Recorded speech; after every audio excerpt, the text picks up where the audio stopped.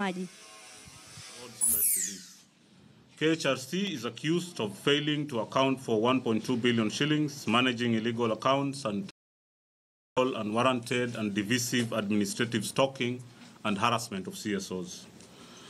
At a time when the nation is reeling from the impact of police brutality and human rights violations following the announcement of presidential results, of which these two organizations have been very critical, the action by Fazul fits into an emerging pattern that casts the Jubilee government as a regime whose fascist tendencies are slowly coming to the fore.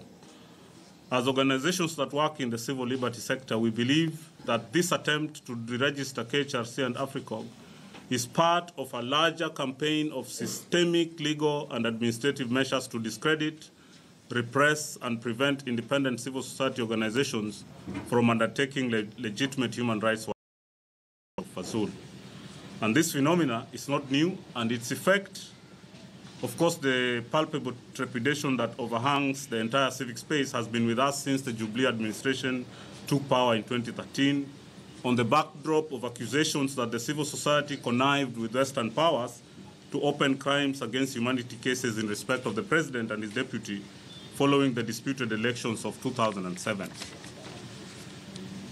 In the manifesto of 2013, the Jubilee administration pledged to ensure civil society would stick to its remit, a policy they crafted as a backlash to the sector's role in the election petition of 2013 and the ICC cases. This explains the larger familiar pattern of government action. We know there has been a refusal to commence the PBO Act to limit also what CSOs can do, because this act became law in 2013, and there have been court rulings that this act is implemented, but the government has flatly refused to do so. We also know there has been the registration of several NGOs in at least 3 instances in the past 2 years.